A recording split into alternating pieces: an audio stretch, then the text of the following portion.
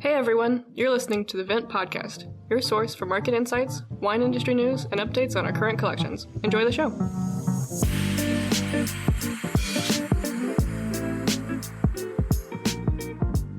Hey everyone, welcome back to another episode of the Vint Podcast. My name is Brady, joined as always by Billy. Billy, how was your weekend?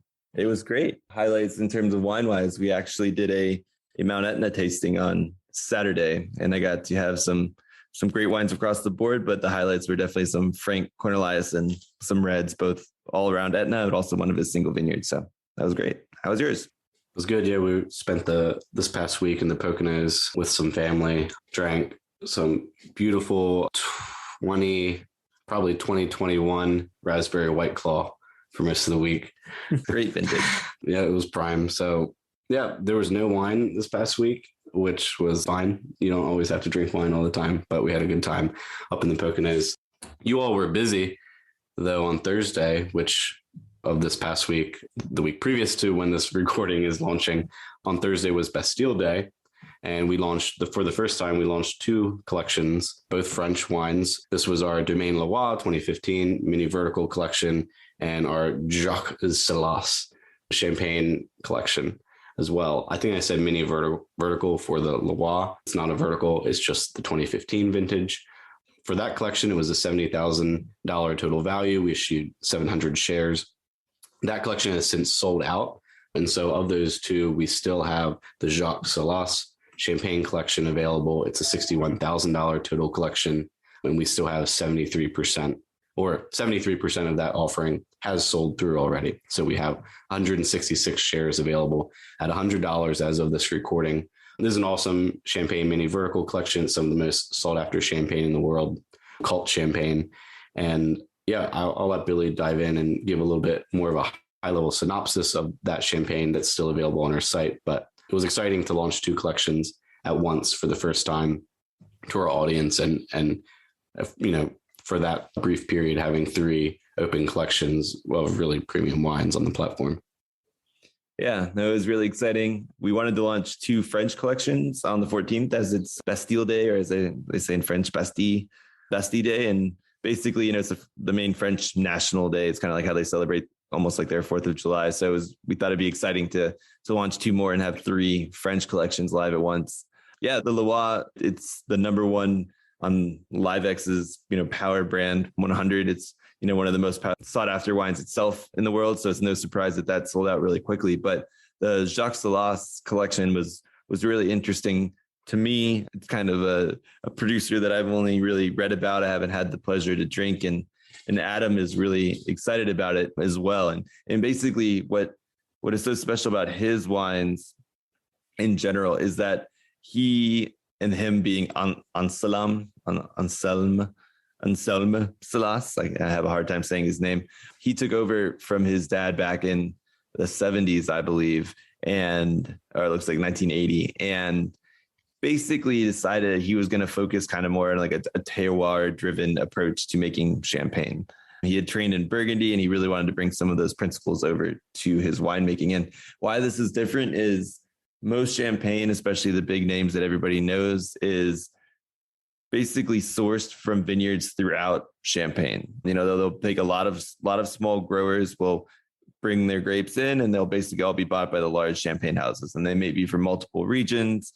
So it really is not focused on a single vineyard, much less sometimes a single region. So what they did at Sellouts was really start focusing on the unique aspects of each parcel that they own. So they own different vineyards throughout different Grand Cru villages throughout Champagne, and they basically started seeing how each expresses itself and really bringing that to the forefront in their wines. There's a bunch of single vineyard wines. This one in particular is a blend of different vineyards, but it's really interesting. They're really special wines. They're made in really small quantities, and it's basically like the Leroy or DRC of, you know, kind of champagne. They have this cult following. They're made in small amounts, and they're supposed to be spectacular wines. So really excited to have that on the platform, along with the Bordeaux Magnums collection, which is still open and also an amazing collection as well. Our Bordeaux Magnums, which has 62% of that total collection, was sold through. It's really nice to have a kind of longstanding Bordeaux offering on the site that's kind of that lingers for a little bit, allows people to add kind of a cornerstone to their portfolio. And then having the champagne here is really cool because that was, we had just exited a portion of a champagne collection from 2021. Champagne is still seeing continued rise in the markets. And so it's nice to also have, continually be having champagne available to our investors. I think these are all great collections. And I think you bring up a great point there, Brady, if I could hop in, is the Bordeaux collection, the Magnums. We purposely created it in this size and format so that it would be able to be live on the site longer. I know a lot of people, we sometimes get questions of like, why isn't this one selling out? Because so many of our collections sell out, sometimes within an hour. And this one was purposely crafted so that when, some of our collections have actually been selling out too fast. And when new people are discovering Vint and coming to the site for the first time, they have nothing they can invest in right away. So we wanted to make sure that we had some blue chip offerings that would be live on the site for an extended period so that, new people to the platform have the opportunity to invest in, high quality offerings, as well as, offering something great for our current community. So if anybody's seeing this and wondering why they're going to be up, this collection's up on the site for a while more, or, we're going to be having more similar style and similar size moving forward. It's purposely done, and it's so we can, welcome more people into the Vint community properly.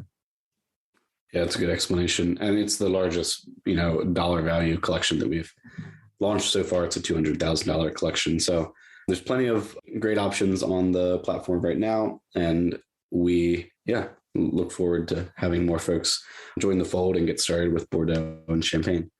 Outside of our collections, Billy, we just sat down with Jane Anson, actually just before we're recording this portion of the podcast, and had a great conversation. Why don't you just intro who Jane is and why it's awesome that we have her on the pod today, and then we'll get into that interview.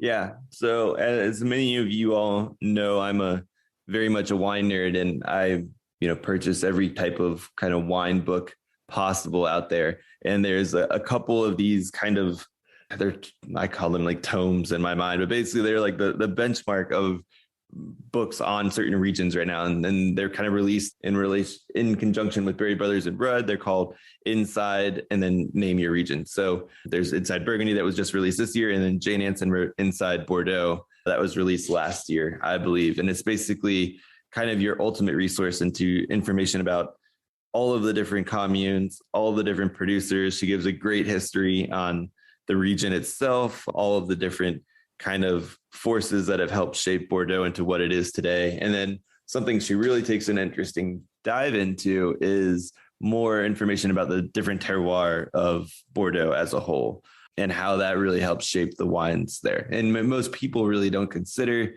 terroir when they're thinking about Bordeaux. They think more Burgundy or maybe up to Barolo or Piemonte in general. But what's really interesting is between the left and right bank, the soils couldn't be more different. I mean, Bordeaux itself was part of it, where the first gross was actually drained. It used to be riverbed. So there's a ton of really interesting nuance to the soils here. And she's able to kind of talk about it in this podcast, and it's in her book as well. So it was really cool. With her, we were able to cover everything from the state of Bordeaux today during a sweltering heat wave through, kind of this terroir conversation and sustainability, all the way to conversation about NFTs. She relaunched one of her books that's out of print right now in NFT form. So it's kind of exciting to kind of dive into her about her perspective on NFTs and how she sees that loop in with wine.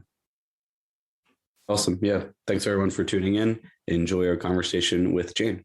Great. So hi, Jane. Thank you so much for joining today. How are you? I'm very well, Billy. Thank you. Thanks for asking me to join you. It is kind of crazy heat in Bordeaux today. We are definitely having a Californian couple of days. We're up in the high, well, I guess it's like 105, 106 degrees in Fahrenheit. It's very, very hot. Yeah, I've been reading about that. I guess my two main questions are, it's been like this for a while, hasn't it? Like it's not been like just one day. This has been a hot summer. So we had a big heat wave in June when things were going up to about the same as they are today.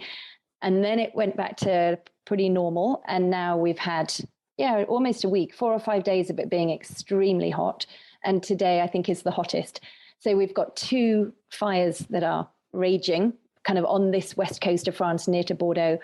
We have one that is to the south of Bordeaux, but quite near vineyards, and then one in the north in the Medoc. So there are vineyards, but it's a little bit further over towards the ocean side, because the whole of Bordeaux has got a kind of a bank of pine trees all the way down, pine forest, all the way down the west of France.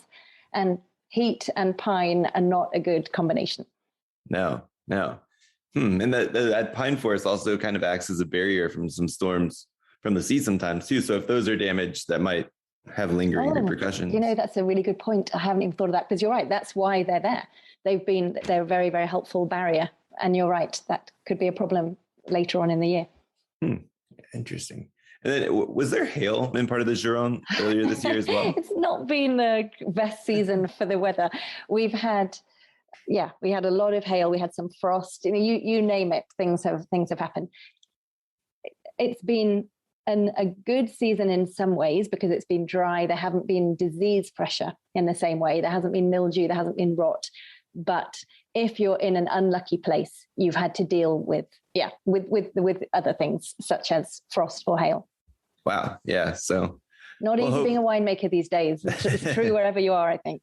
Oh yeah, that's certainly the case. Well, awesome. Well, thank you so much for joining. In the intro here, we mentioned, you're an author of many Bordeaux books. You're probably one of the world's top Bordeaux experts, but can you give us a little background on who you are and kind of how you got into wine, specifically ended up focusing on Bordeaux? Sure. So I've been living in Bordeaux since 2003. So crazily next year is 20 years. I didn't come to Bordeaux as a wine writer. I came to Bordeaux as a journalist. So I'd been living for about 10 years before that over in Japan, in Hong Kong, and in London. A little foray into Australia, but mainly those three. And I was a writer, writing about lots of different things. I was editor-in-chief of a big, when the first .com boom at the end of the 1990s, I headed up a couple of big websites at that point. And I just became interested in wine from a personal point of view. And then the more I started reading about it and researching about it, the more I realized as a writer, it's such an interesting place to be in, just in terms of all the different ways you can access wine through so many different angles. And that makes it super, super interesting from a human point of view, from an economic point of view, from all of those things. And then we moved to Bordeaux with the intention of just staying for a year. When our first daughter was born, she was tiny. We put her in the back of our old 1970s BMW that we'd got from my mum, that we probably bought this car for maybe £500 from my mum, so old. And we stuck our little 5-month-old daughter in the back, loaded up all of our worldly possessions and drove down to Bordeaux with no clue what we were going to actually do when we got there. And then, when we got here, we realized what a great place Bordeaux is to live in so many ways. It's very nicely located and it's close to the sea. It's close to Spain. It's got this very, very beautiful vineyard itself. And somehow 19 years have passed and we are still here. Lauren, our youngest, is now 19 and at university in England. And it's been great. Bordeaux is a very, very interesting place to be. Wow. That is quite the journey there. I didn't expect that. And then the .com boom and the website connection kind of explains more of the NFTs kind of interests, I guess, which we can dive into in a little bit. Cool. Well, I guess on that, in terms of, so you went from not really being in wine and writing about it as an interest to kind of really going down the rabbit hole. Was that just kind of a snowball effect of writing a lot with it? Or were there any certain experiences or connections with producers where you were just like, oh, I really want to dive deeper into this? So the first one, and apologies if people have heard this story before, but probably the first one that really made me connect to wine in a deeper level was going to South Africa. So again, it wasn't in Bordeaux, it was in South Africa, but probably a good 5 years before I moved here, maybe a little more. And it was just after apartheid had ended. It was a couple of years after apartheid had ended, and going to the Cape winelands and meeting a guy called Jabulani, who was the first Black manager of a winery in South Africa. And he'd spent the apartheid years living in New York. And then when it was repealed, he wanted to come back to South Africa and help build the new South Africa and to try and be part of the story and to bring his experience. He'd been working for Acker and Merrill in New York, and he came back. And I met him as a journalist and interviewed him. I think it was for the Telegraph. I did it as a freelance, but then sold the story afterwards. And that was just really quite mind blowing for me, just having that interview with him and that experience and being in South Africa in those years and find, just looking at all the economic and political history behind the wine industry in South Africa. So that was really a kind of a key life-changing moment for me. And then when I moved to Bordeaux, I was writing about travel as well as wine, but that was when I started studying and doing the Wine, Spirit and Education Trust programs and kind of getting more knowledge of Bordeaux wine. But I definitely began it simply as a journalist, where I would write news stories of what was happening in the vineyard. Maybe I'd do profile pieces of certain winemakers, and I'd be tasting a lot. And I was very, very lucky to have a couple of mentors really here who were very helpful to me, like Denis de Bourdieu, who sadly is no longer with us, but he was a professor at the university here and a consultant and just incredibly generous, wonderful guy who was very helpful. I did a lot of tasting with him, and he just helped me a lot in terms of becoming more confident in what I was doing. And then in 2011, I think I studied at the Institute of Enology here in Bordeaux. It's just a year-long course. It's a tasting diploma, and it's fascinating. It was in French, so it wasn't easy. It was a great way to get my French better, and also the technical side of understanding winemaking. And yeah, so probably after that, I then made the switch to really being 100% talking about wine. I was with Decanter for many years, about 20 years. I was with Decanter, and I was their Bordeaux correspondent. After I'd been in Bordeaux for about 10 years, I became their Bordeaux correspondent, which meant I'd started doing the en primeur as well. So tasting through all the new seasons wines and writing about them and publishing my notes. And it just is, as you know, it's a fascinating area. The more you know you don't know, and the more you want to know. And every time you think you've got a handle on something new comes up and completely changes your mind. It is a great area to be in. And then last year, I guess in September of last year, I left Decanter and I launched my own website, which now has been going for nearly a year. So simple, janeanson.com, easy to remember. It's really interesting to me that you kind of went through that synopsis and you didn't mention a tasting or a bottle of wine or one specific experience with a particular producer or wine, but it was more about the people, the social, political dynamics of a particular region. I think that's really interesting, and wondered, you kind of mentioned you were starting to do tastings and you got into the W set. Was there a moment where, coming back to Bordeaux, you said, these are the wines and the producers and like in terms of the wine style that I want to dive into, even though you had maybe these other social, human, political experiences in the Cape? Did you have a particular wine or producer that you kind of fell in love with in Bordeaux that cemented that area for you? Yeah, that's a really interesting question. There's lots of moments of when you kind of connect truly to the heart of a wine. Probably one of them is a style which I don't really write about very much at all, and that is a Sauternes. I remember having a really incredible experience with the Chateau Clémence. I think it was in 1997 that I had, but it was a food and wine. So again, it was a little bit wider than just the wine. It was having that wine it was this kind of apricot crunch dessert that my godmother had made. And she's someone who I love very much. And it was a very special evening being with her. And I think she'd brought the wine and I'd made the food. And I was with my mother as well. And that was a really beautiful evening. It was just before we moved to Bordeaux. So she must have brought it knowing that we were going to move. And that was a really special moment that connected to me.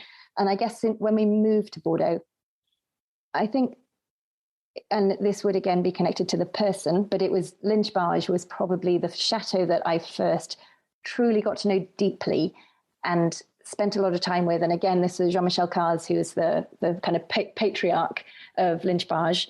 And right now I'm actually translating his autobiography.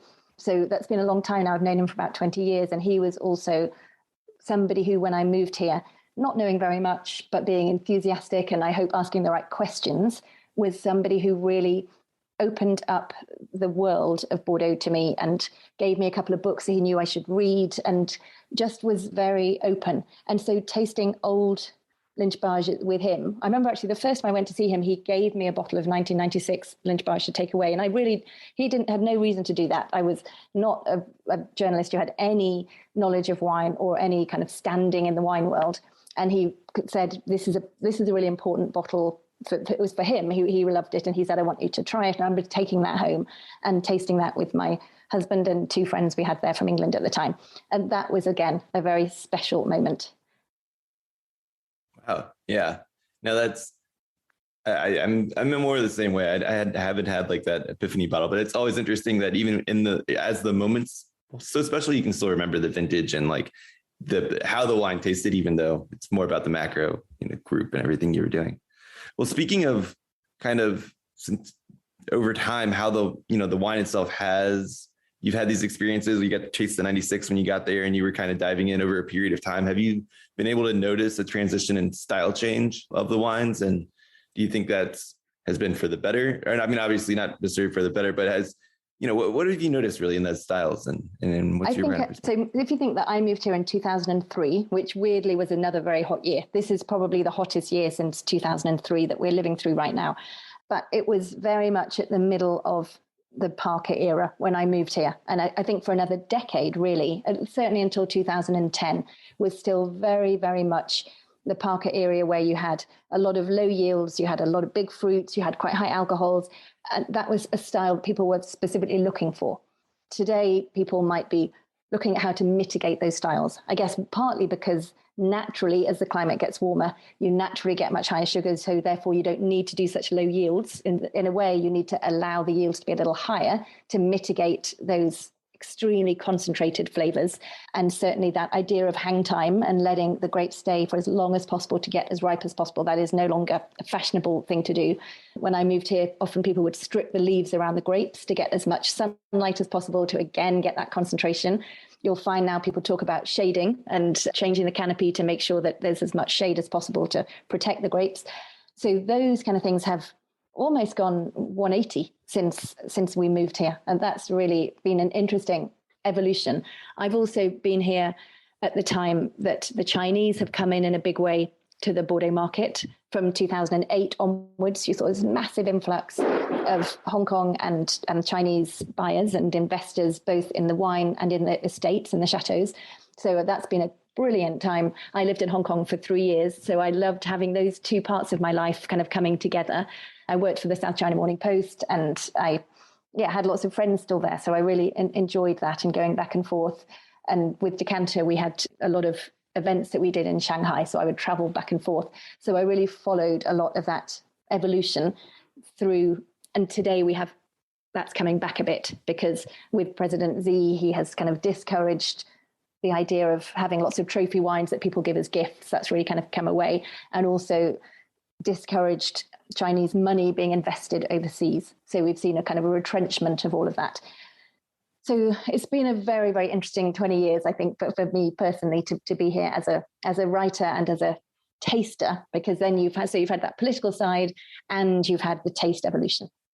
Yeah, now that makes a lot of sense. I didn't think about that. The Asia connection that you personally had, that must have been really interesting, because you had, I guess, from some people's perspectives, it was really good because they came, there's a lot of money influx, and then, everybody kind of started mixing. So some people were like, oh, that's too much, too fast. And it's kind of cool that you got that perspective of, this is part of my life, this is another part, and coming together. Yeah, I love that. And also because I think this idea of being a writer, I did a lot of research into the history of Bordeaux. Quite a few of the books, certainly the first book I wrote, was about the history of the first growths. Mm-hmm. And it went right back to the Middle Ages. So looking at the Chinese coming in, it was very, very easy for me to put it in the context of, this is nothing new at all. It was the English, and then it was the Dutch, and then it was the Germans, and then it was the Americans, and then it was the Japanese. And that's the beauty of Bordeaux, that it's been open, that it's been very, very much an international port city at the exchange of the wine world. So I liked thinking of the Chinese as being just the next wave of people who have brought a new level of richness, and I mean that in a cultural sense, to Bordeaux wine world. And it's also why I like that today in Bordeaux, you have a lot of international wines that are being sold through the Place de Bordeaux. And I think, again, that's a really nice exchange. And it's the next, for me, kind of natural evolution of being a port city. So yes, the Bordeaux wines are going out to the world, but I love the idea that now the world's icon wines are coming to Bordeaux and being sold here. That makes a lot of sense. I got the same sense when I was reading your other book, The Inside Bordeaux, just even your little short synopsis of the history of Bordeaux. It is really interesting just to see how they're laid out, this different cultures coming in and helping, trade the wines and people discovering them at different times. It's really cool. I'm so happy. Thank you. Because when I did that history book, I really wanted to do it in a different way than it had been done before. And for me, I thought that was a nice way to do it, to bring, what did these different cultures bring back in the 400 years ago, and what are they doing today? So what are the traces left today of those guys that came here in the 16th century, etc.? Yeah, it was really interesting because I went to my first tea kind of tastings this year, and then I got to meet Jan Tienpont. And it was funny because I was just like thinking about your book, and I was like, oh, his family came here, and this is just part of like the continuing. So that was cool for me. Speaking of that book, can you talk a little bit more about the evolution in terms of the conversation around terroir in Bordeaux and why that's been not as in the forefront as it has been in other regions? Yeah, and I would say it was something which started to bug me when I'd been here for a while. And you get to the point, I always wanted to know more and why. Why do things taste the way they do? Why are certain chateaux more famous than others? And I didn't kind of buy the idea that it was just about having had the wealthy owner at the right time, which is often the way that we think about Bordeaux. It's just about big business, and it's just about having aristocrats having owned certain estates at a certain time. So I just wanted to know more. And also I found it fascinating that this region, which makes wines which can last for 40, 50 years at a time in bottle, and we're not given the same credibility for their terroir in the way that Burgundy was, or the Rhone Valley was, or Italy, or like if we think about the way that Barolo is very much individual crus. And it just seemed kind of strange that Bordeaux didn't do that. And I went once, one of the reasons that I wanted to write Inside Bordeaux was when I did this tasting diploma at the Institute of Enology, I had a professor there who's called Kees van Leeuwen, who's Dutch, and who again has this link with the Dutch who came in the 17th century and helped to drain the Medoc and kind of prepare that land for vineyards. Anyway, he was an amazing lecturer. He's Dutch, and he's very clear. He speaks brilliant English. And I assume actually this lecture must have been in French, but the way he expresses himself in whatever language is incredibly clear. And he was talking about terroir and how complex really Bordeaux was, but he did it in such a way that I can just remember so clearly being in that class. The only time that I can think of being in a class that had the same impact on me was when I was 17 and I was studying English literature for A-level at school. And I can remember reading Ode to a Nightingale, a Keats poem, and my head just exploding with how cool that poem was, and walking out of that class and thinking, I want to study English at university, which I did. And that was just, and this class was a bit like it to me. I had this terroir lecture from Keys, and my head just exploded. And I was like, why don't people talk about this more for Bordeaux? Why is it so just brushed to one side, how complex the soils are here and what a true impact they make on the different flavors of the wine. And so it really gave me the idea that I wanted to write about it in a book in a way that hadn't been done before. And so when I started doing Inside Bordeaux, I asked Kays, would he be my scientific advisor? And so he was. I was very, very lucky. So we have lots of new maps that hadn't been done before that are in Inside Bordeaux. And I wrote the terroir chapter entirely, but I made him read what I'd written. And was it right? And I kept rewriting it because I didn't want it to sound scientific. I wanted it to sound understandable for people like me. And I hope most readers who don't have a scientific background, but want to know, why does a wine taste the way it does when it's in the glass? And so the cool thing about Bordeaux is this is a massive area. It's like 4 times as big as Burgundy. And you're going from the ocean to kind of, near the ocean to very close to the Dordogne. You have a very long variation, and you have two big rivers that go through the region and cut through the region. So it's just very complex. They genuinely are extremely different soils in Saint-Emilion compared to Pauillac, and extremely different in Margaux compared to Saint-Julien. Even though they're quite close, they're very, very different soil types. And so I started digging into this, and I really enjoyed it. And then you find these kind of mind-blowing things like the 1855 classification. So all of those 61 very famous chateaux that we always say they're famous because they were owned by aristocrats. But it turns out that every single one of those 61 chateaux are on a specific type of gravel. There are 5 different types of this gravel terraces, and there are just 2 of them, which are the highest quality, and all of the 61 chateaux are on those 2 terraces. And they didn't know that in the 19th century. No, they had no idea.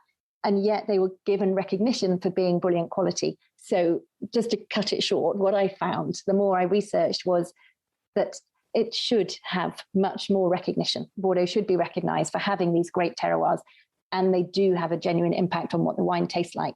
And so, yeah, that was something that I really enjoyed, and that I genuinely think I helped to move the conversation forward about the way that Bordeaux should be approached. So that's something that I feel really happy about. It's completely down to Kees van Loo, and I'm not the scientist, but I hope I helped to translate what he's saying in a way that we can all understand. Is the pivot, the pullback maybe from the high alcohol ripeness, later harvest, that will help this conversation continue to move forward, I would assume, correct? Or like, how do you view it? Definitely. Because all of those things, how do you mitigate them? One of the best ways is to know much more about the soils that you're on, and then plant accordingly or change your viticulture accordingly. Mm-hmm. But it all has to start with, what does your soil give you, and what do you need to do about it?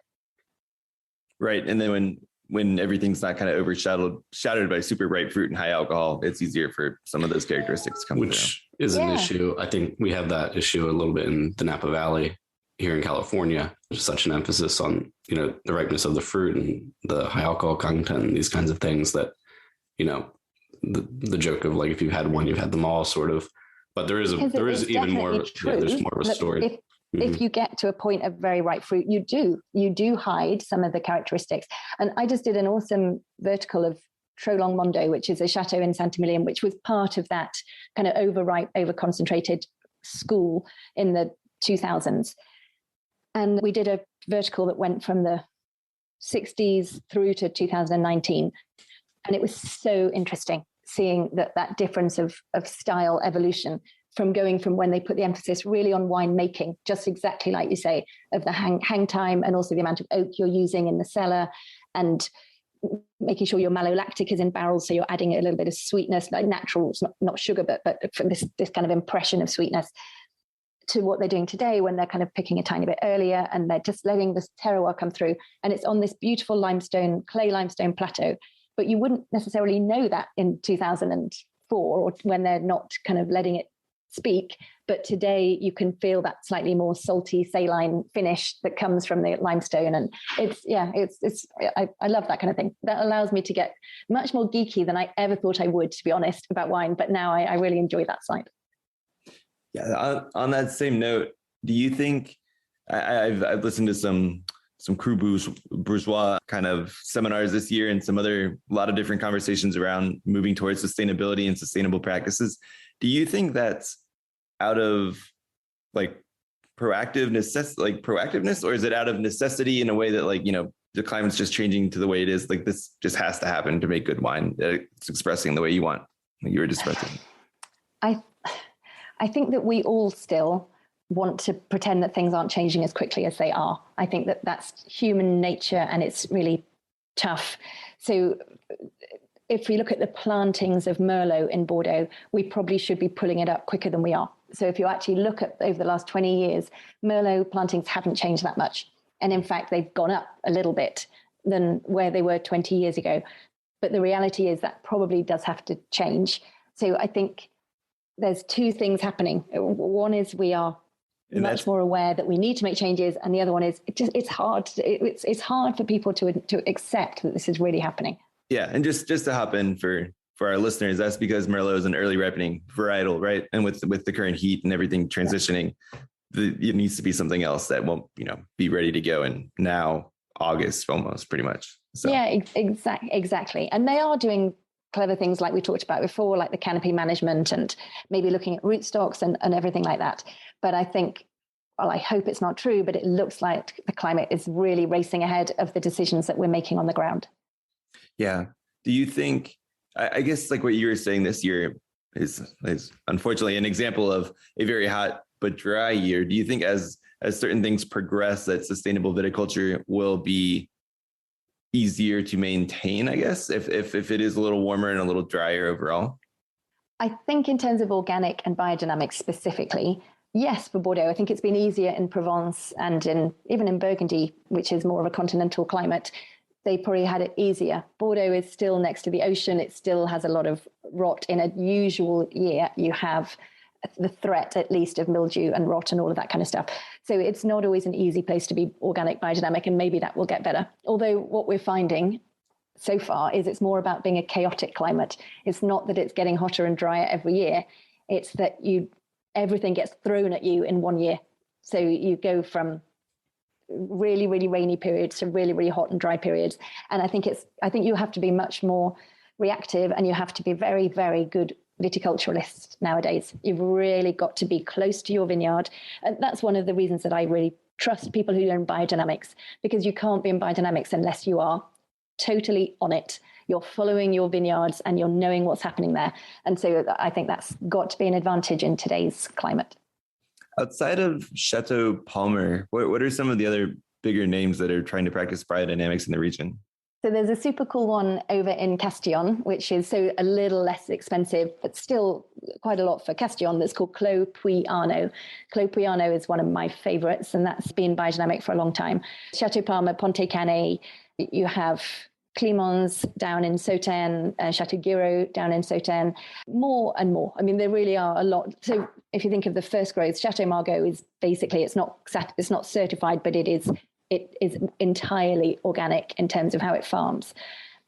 And Dufour Vivens is another good one. I mean, there are a lot that are now being biodynamic. I think we're at something like 10% of Bordeaux is certified organic or biodynamic. I think it's something like that. And it's certainly in terms of conversion, you see it rising every year.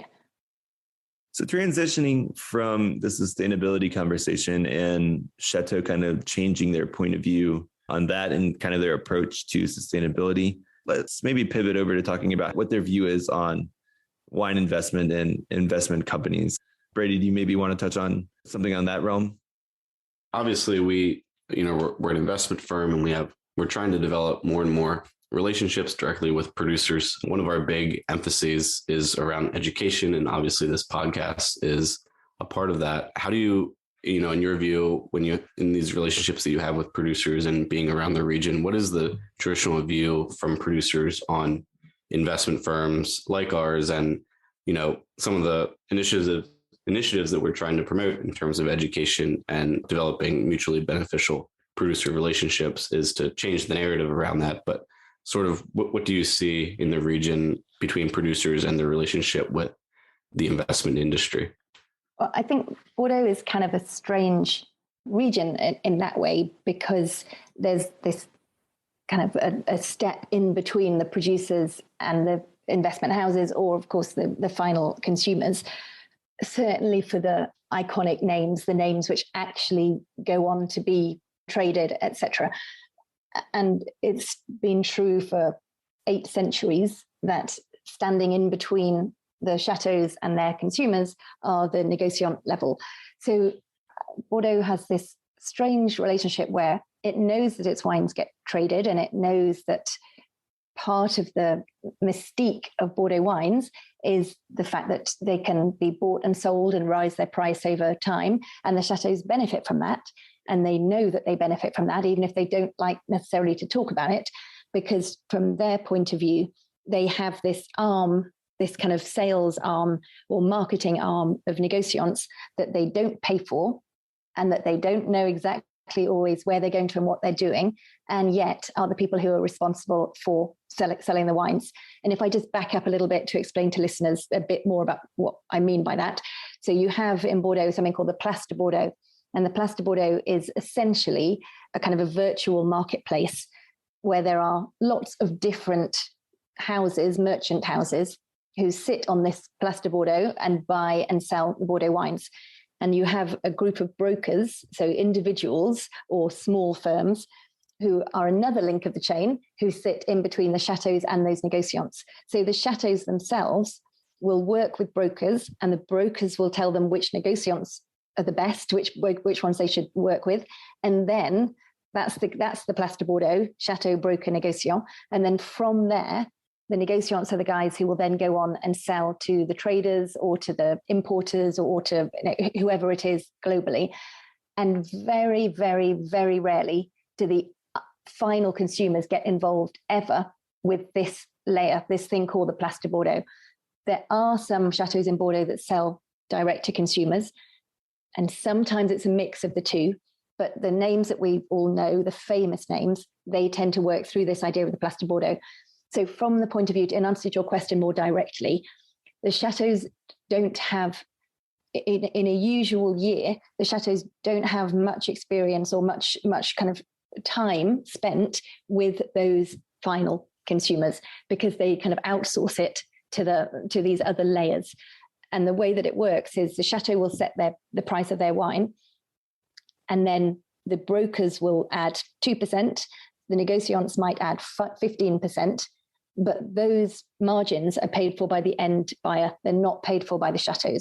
And it's a very interesting system. It works extremely well in terms of getting the chateau's wines out globally, because Bordeaux makes a huge amount of wine. If we go back to that right at the beginning, we said this is just a big, big region. So these chateaux make a lot of wine. And this system is an extremely effective way of making sure that 170 countries worldwide get a little bit of that wine. And it keeps the price high in many cases if it works. And it also gets a distribution out at every different layer of the distribution chain. So in terms of the notoriety and the fame of the chateaux, it works really well.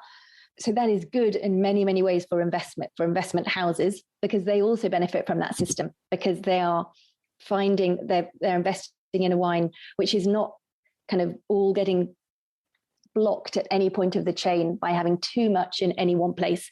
And that obviously is good from an investment point of view. But the downside is that there's not this usually a very, very direct link between the chateau and you guys, or whoever the people are who are doing the purchasing.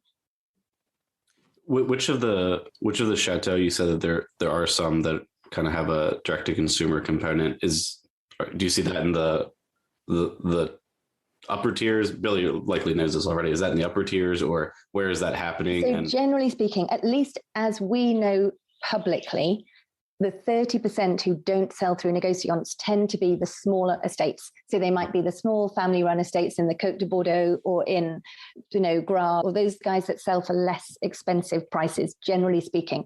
They might have really a list of loyal customers who buy from them direct, which, by the way, has been pretty good during COVID times, because they've had those direct links. That's actually been pretty helpful sometimes.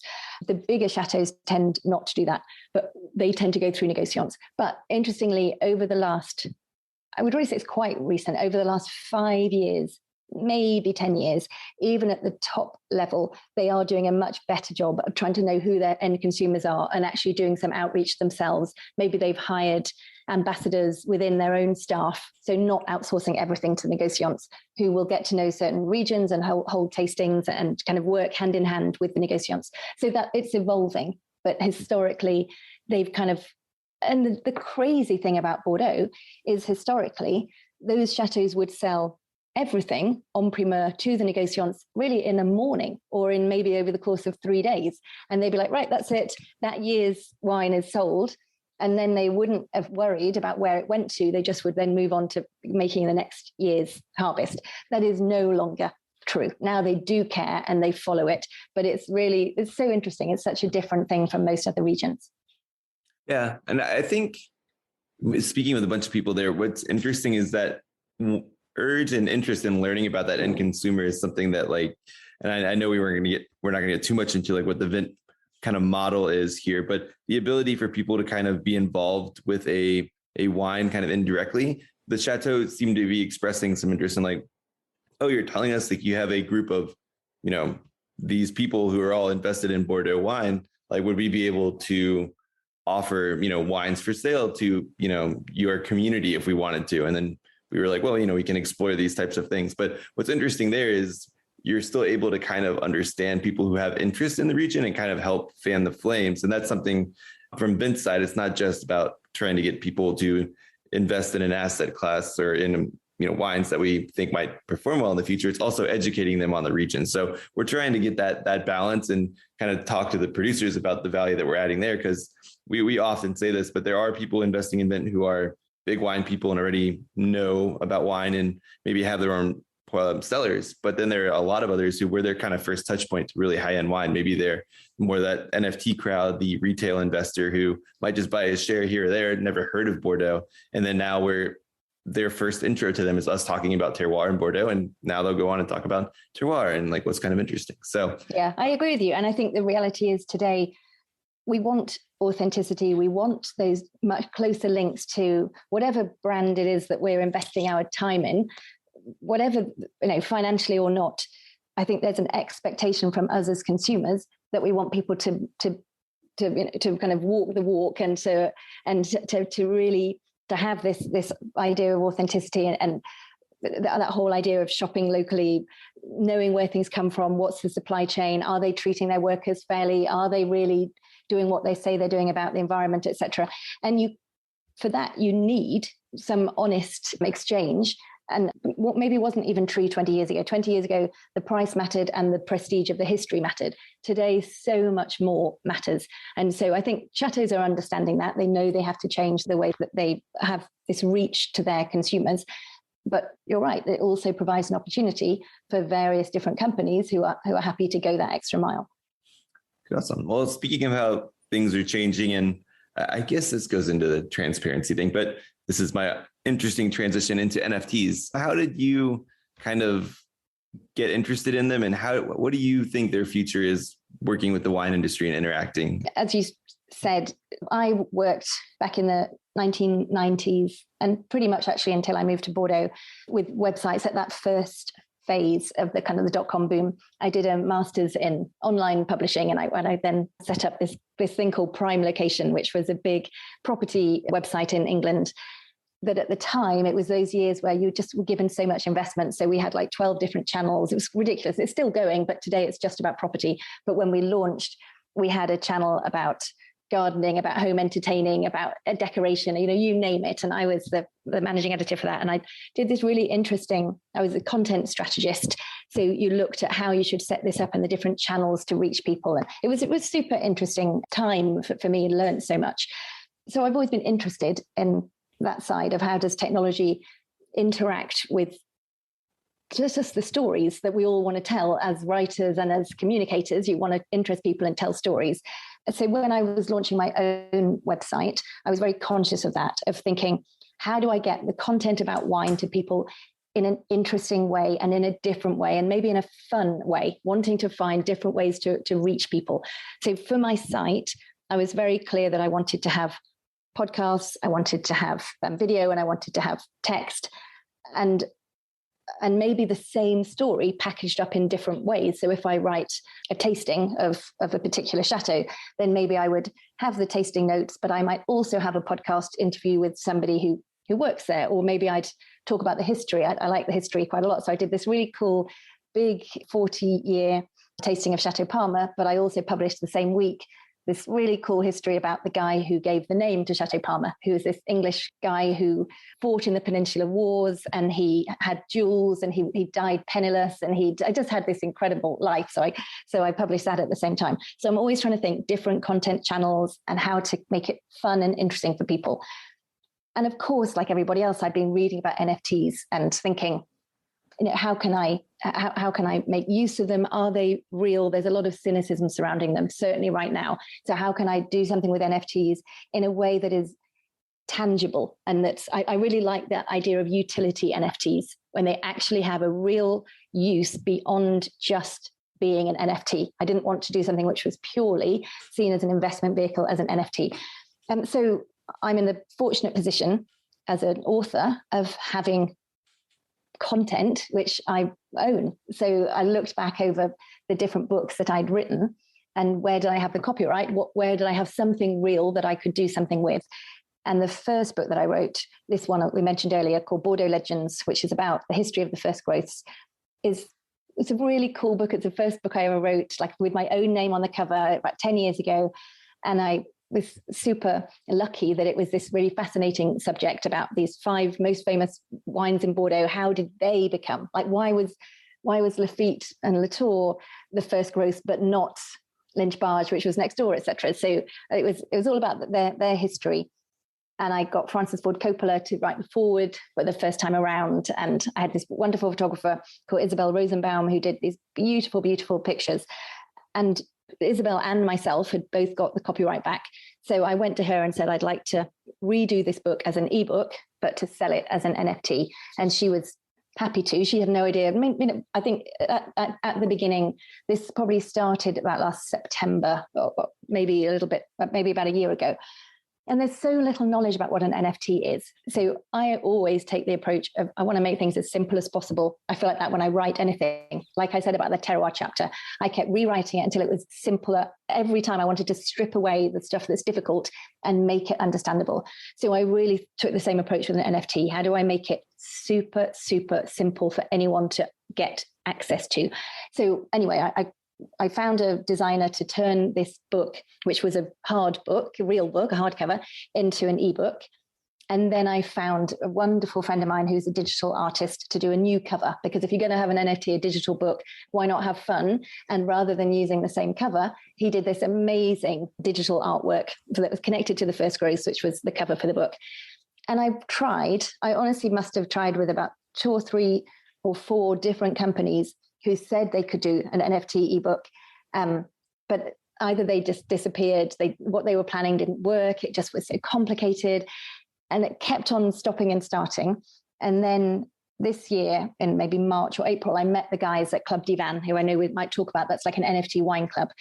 And I just immediately, when I met them, I liked them, I trusted them. They made things very simple as to how I could do this.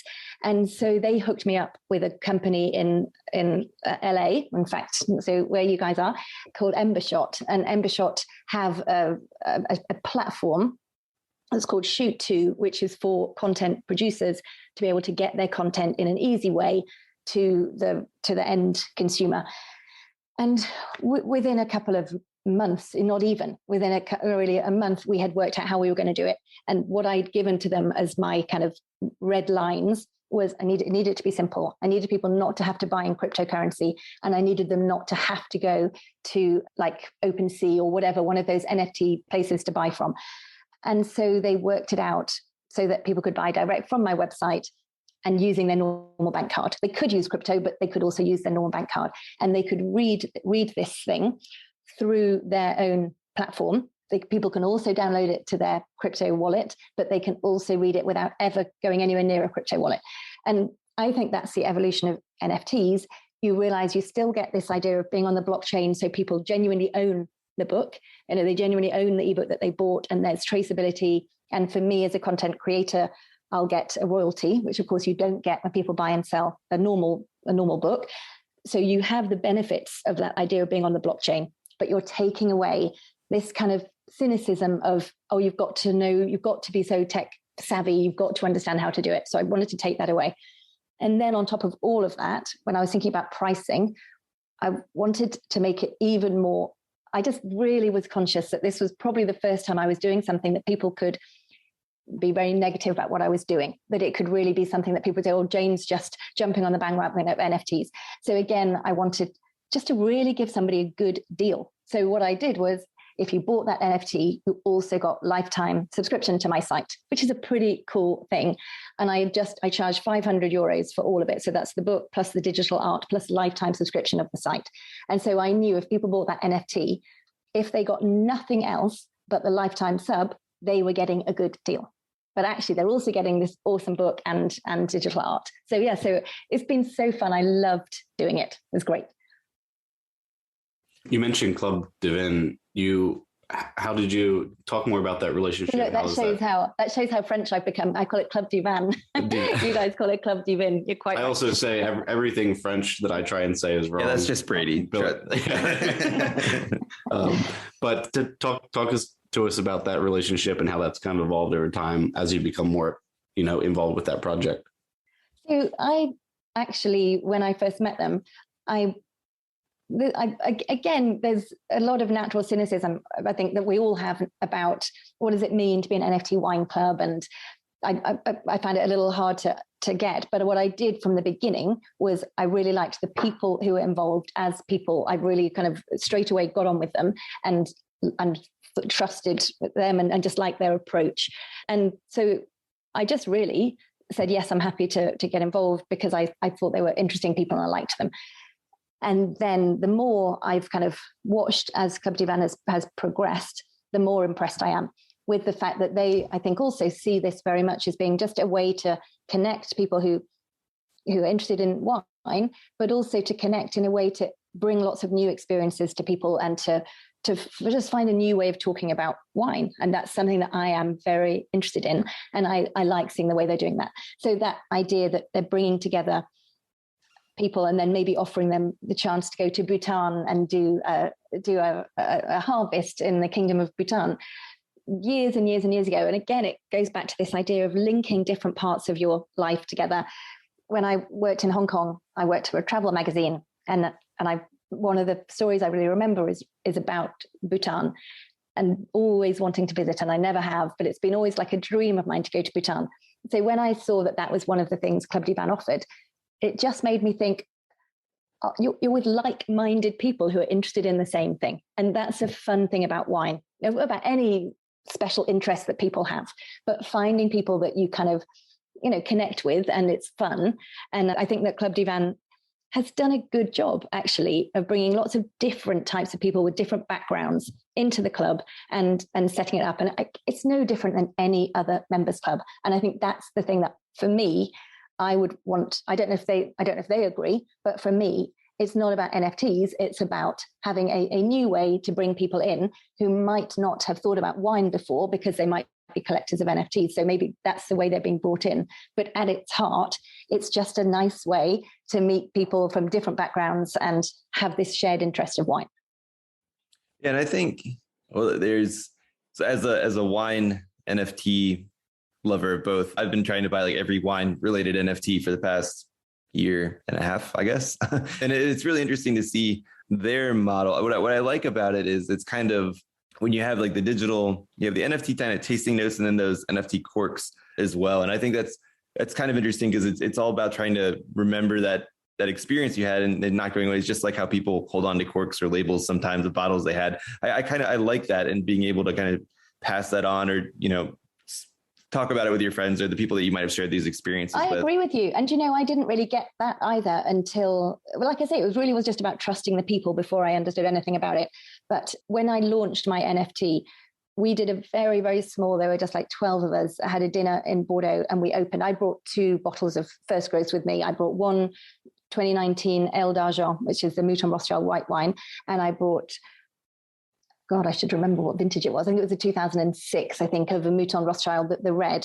And the reason I brought them is because I think Mouton has almost got the most interesting story of all of them in terms of it wasn't a first growth at first and how it got there. And I wanted to talk about it that night. Anyway, that was all fine. But Club Divan came along and they did a tasting token for those wines so that all of us around the table could have the memory of opening them. And I saw what they'd done, and this beautiful little video that they'd done of each of those wines that showed you where the vineyard and where it came from, and it looked really pretty. And I thought exactly the same thing. What a nice thing, what a memory to have that you then can share with the other people that were around that table. And when right at the beginning, when you said to me, what are your memories of the kind of the wines that were transformative? I don't have any. I have it in my head, but I don't have something to mark that. And that's a nice idea, the tasting tokens, that you actually have something tangible that you can remember. Yeah, no, I think, I actually have, when I first, the people on this podcast have heard me talk about it before, but I got into wine kind of like full bore, but like all of a sudden. And I still remember I had a meal with my parents. We had a Dutreuil Fleury, I think it was 2018, or no, it couldn't have been. It was 2014. Anyway, but I still have that cork somewhere. Moral of the story, just for like that one reason. And it's like the first wine we were at a meal and I was like, oh, Mom and Dad, I actually know what I'm doing. I got this. Yeah, it was a long time ago. It seems like now. But what I think is interesting there is these items can almost become collectibles in their own sense. Like I was thinking for a while back, like if you had the NFT cork or the token from like say the Judgment of Paris, for example, and you're able to have like those wines, or even keeping with Spurrier, like the last wine that he tasted. And like, this was, some of those, like, it's going to be inadvertent down the line, but I think some of these things are going to be like, oh, these were the wines tasted at X, and it's going to be kind of just cool. It's building on that history, and I'm a history nerd when it comes to wine too. But I also, just circling back to your NFT as well, I thought that was a really interesting process, and it was very, very simple. I kind of wish I waited till the euro was worth even less, but I'm a big fan of the utilities side of things, and I think like your offer, when I saw like the lifetime membership, I was blown away that somebody was actually doing it. When we were trying to work with producers, we were like, well, if you really want your NFT to, add value to people and also, maybe generate buzz for you, it's like offer a lifetime, at least maybe just 6 bottles or 3 bottles every year. And it's like, that won't, as long as you're in existence, that won't be the end of the world. And that would have been something cool. I think that lifetime means you genuinely are trying to, offer something else aside from the book too, which is, of course. I agree. And in fact, that was Club du Vin that were really helpful with me. They didn't have any financial stake in the NFT. I said to them, offered them to be part of the royalty that you get, but they didn't. They were very nice and said no. They put me in touch with the people in LA. They obviously got paid for it, but not Club du Vin. But they were really, really helpful for me in terms of talking through what should the pricing strategy be and how do you make it interesting. And so that idea of lifetime membership came from those conversations. Awesome. Yeah, that makes a lot of sense. Yeah, no, it's been interesting. I've participated in the Mondavi NFT project, from something like that to there's these guys in the Languedoc who just had an NFT and they didn't really know why. They just wanted it. And I was like, well, what will I get if I buy this NFT? They're like, we'll be very nice to you when you come visit us. And I was like, all right, someday I'll make it. So. And did you buy them? Did you buy like Chateau Darius? Which was pretty much the first, certainly from Bordeaux. Chateau Darius sold an NFT. I think now it must be 18 months ago, maybe. And that was the same thing. They sold, you basically got a bottle of wine as an NFT and you owned one bottle, but you kind of had to go to the chateau to pick it up. I got the Languedoc one. I guess I was late to the game on the Darius one. I'll have to look into that. No, I'm impressed. So tell me how many you have. I think I probably have 6 or 7 different projects. There's one on a blockchain that's on the Elbron blockchain. It's a project. Basically, that's one where basically they're trying to build a whole D2C business just by buying wine grapes, quote unquote, digital grapes. I'm part of the Languedoc project, part of the Mondavi project. I did not buy the Vint one that we made. You didn't buy the Angelus. No, no, which mysteriously now is just an NFT that's still valued at many ETH, and there's no barrel attached to it anymore, which is kind of funny too. Yeah, so I think that for Angelus, I think we should give them credit for being the first of the big chateaus to do something, but I think it was probably a little too early in terms of them really getting maybe the maximum benefit that they could have done. But I'm sure that they'll do it again. And it will, I think, they definitely were first movers in terms of thinking they wanted to do something in that space. There's one guy in South Australia. That's one that I have not gotten. And he basically tried to sell, I think it was South Australia. He's tried to sell his whole vintage last year, barrel by barrel, NFT for every barrel. And you could have gotten it and gone down and had a great experience. But I think part of it was due to COVID and some of the tariffs with China. He's basically like, I'm going to try anything and do it this way. How interesting. And how did it go? I'm not sure. That's one I really need to look into. I mean, I tracked it for a few months and all of the barrels were still there for an extended period of time. So I don't think many people bought them, but it was a decent value too. He says we will bottle them, we'll ship them, you come here. I think his thing, which was kind of interesting, is unlike maybe like Penfolds has been working with Block Bar, it was kind of people outside the country didn't really recognize the name as much. My deep dive into wine after I had passed my certified sommelier exam stuff. I had worked in advertising before, and I kind of went in kind of through the back door too, just kind of studying from the history. And I compared it to my art history background a little bit, but then I worked at vintage in Australia and kind of got my hands dirty. And it was interesting to I'm sure this guy's wines are great. And there's probably there's so many great producers down there and throughout the world that people haven't really heard of. So I'm sure that barrel has a lot of value. It's just hard to quantify it. In LA. It's an interesting way to reach people who maybe otherwise might not have thought of purchasing. And I think for Bordeaux, one of the benefits, I think at the moment there's a lot of interest, but nobody really understands it. And it's hard to kind of quantify, just like you say, how it's going to benefit. But there is certainly an understanding in Bordeaux that right now the average Bordeaux buyer of the expensive stuff tends to be quite a lot older, and but they're not. They have to find a way of reaching a new, younger audience, and this is potentially a way for them to do it. Yeah, for sure. I'm just looking up what's the name of the other one. Oh yeah, it's www. Wine. So it's like WW Wine is the other project. They're like it's a French-based project. See what they did there. Yeah. And yeah, I'm loosely attached to it. I have one digital bottle somewhere. I think it's like a $12 something from, again, I think the Languedoc. So it's interesting. Yeah, no, I think I have a question for you. What do you think of the idea of having NFT platforms that are specifically connected to wine? Do you think that's going to work? Is that the right way to go? I've looked into a few of these. Like there's a project called WIV as well, WIV, and they kind of have their own. I think to your point earlier about making it simple and bridging the gap, I think having these NFT specific platforms, unless they have that UI in the front end that's really accessible in a understandable manner and you can interact with it without crypto, I think that's going to be the future. I think it has to be like kind of what you're doing is building on a blockchain and having that almost be secondary and then kind of rolling in kind of these features secondhand. Because I mean, even as your side was very simple for someone who has never participated in crypto before, but like as somebody who I normally buy all my NFTs, say on OpenSea or directly, like my first question to your team was like, how do I get this in my OpenSea wallet? Or like, I went the other way. I was like, all right, I don't really understand what this platform is. How do I get it here? So I think bridging that gap between, and the wine community. Was it easy, by the way? Was it easy to get it from the platform I did into your crypto wallet? Well, I will say I haven't successfully done it yet. Nothing is easy in crypto. Yeah, I haven't successfully done it yet.